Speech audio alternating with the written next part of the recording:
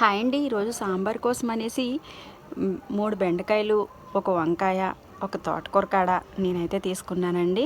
ఉదయాన్నే గుళ్ళో పాటలు వింటూ, మన పెరట్లో పండించిన, మన చేత్తో పండించిన కూరగాయలు కోసుకుంటూ, మన పెరట్లో చెట్లకు పూసే పువ్వులతో పూజ చేసుకొని, అలా వింటూ, ఆ పక్షులు సౌండ్స్ చాలా ప్రశాంతంగా ఉంటుంది కదండి.